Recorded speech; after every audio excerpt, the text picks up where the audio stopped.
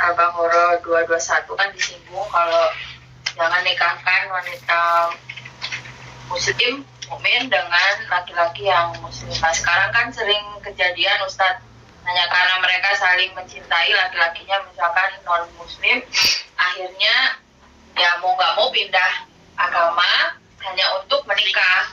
Tapi setelah itu ya istilahnya ya secara syariat mungkin sendiri. Nah, seperti itu bagaimana Ustaz? Atau suaminya ya tetap dengan maksudnya nggak mau belajar gitu, nggak benar-benar memang syahadat hanya untuk menikah.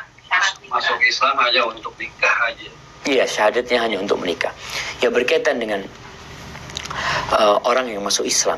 Di masa Nabi SAW, Anas bin Malik bercerita, atau Abdullah bin Mas'ud cerita, bahwasanya ada orang-orang di masa Nabi SAW yang masuk Islam itu hanya untuk harta, hanya untuk dunia. Ada. Tapi dalam perjalanannya, subhanallah, mereka kemudian belajar Islam dan jadi Islam beneran. Jadi mungkin awal yang mendorong dia masuk Islam itu bisa jadi dunia. Kalau tadi mungkin awal yang mendorong dia masuk Islam itu adalah pernikahan. Ya udah, ini syarat nikah. Ya udah, aku masuk Islam mamanya. Maka apabila dia masuk Islam, dia jadi muslim. Kita kan nggak tahu dengan isi hatinya apakah dia masih kufur ya atau pura-pura masuk Islamnya. Tapi kita menghukumi dengan zahirnya. Selama dia belum pindah ke agamanya yang lama, nggak murtad gitu, dia tetap Islam.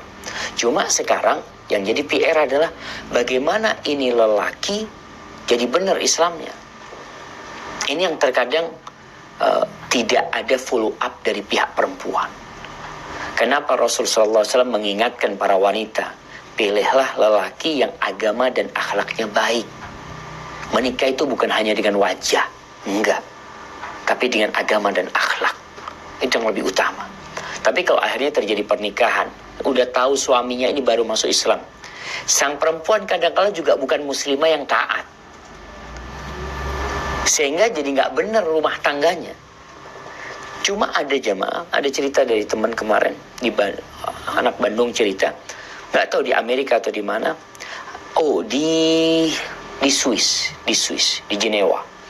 Dia cerita ada orang-orang Indonesia yang nikah dengan orang-orang sana. Lakinya Indonesia Muslim nikah sama orang Nasrani masuk Islam. Subhanallah, Ustaz. Sebagian di antara mereka perempuannya itu lebih taat daripada suami yang Islam. Suaminya masih minum khamr, suaminya masih tidak sholat. Ini perempuan taat akhirnya minta cerai. Dan ketika cerai dia tetap dalam keislamannya.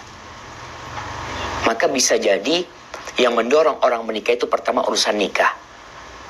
Ya sah ketika dia mengatakan syahadat, diterima syahadatnya. Kemudian sekarang bagaimana dia dijaga jamaah, dipisahkan dari lingkungan kekufurannya, mulai diajarin. Kalau mungkin nggak mau belajar ya pelan-pelan bagaimana. Dan ini juga ada peran orang tua yang hendak menikahkan putrinya. Dan ada peran seorang istri yang mau. Mungkin dia akan mengatakan, insya Allah anak dapat pahala memasukkan dia ke dalam Islam. Mudah-mudahan engkau dapat pahala. Dengan catatan engkau punya tanggung jawab mengajarin dia. Yang seharusnya suami ngajarin istri, sekarang istri mau nggak mau ngajarin suami. Karena ternyata suaminya secara keilmuan di bawah dia. Seperti kisahnya Ummu Sulaim. Ummu Sulaim ini janda, ibunya Anas bin Malik. Dilamar dia dengan Abu Talha. Abu Talha orang kaya raya dan orang bangsawan di kota Madinah. Dilamar nih Ummu Sulaim. Ya Ummu Sulaim, kata dia, halumma ilal ahmari wal asfar. Ayo, aku kasih kau semuanya. Yang emas, yang kuning, yang merah, yang putih, aku kasih emas-emasan. Asal engkau menikah dengan aku. Apa kata Ummu Sulaim? Ya Abu Talha, mitruka la yurad. Oh ya Abu Talha, orang sepertimu gak pantas ditolak. Orang baik. Cuma yang jadi masalah, ana muslimah wa anta musyrik. Aku seorang muslimah dan engkau seorang musyrik. Kalau engkau masuk Islam, aku ridho. Islammu sebagai maharku, aku gak minta yang lain. Bayangkan jawab. Akhirnya Abu Talha masuk Islam. Awal yang mendorong dia masuk Islam adalah ingin menikah dengan Ummu Sulaim. Tapi ternyata setelah itu Abu Talha, subhanallah, Islamnya benar-benar tertanam di dalam hatinya, sehingga ketika turun firman Allah, lan tanalul birra hatta tunfiqu mimma tuhibbun, kalian tidak akan mencapai tingkat kebaikan puncak kebaikan.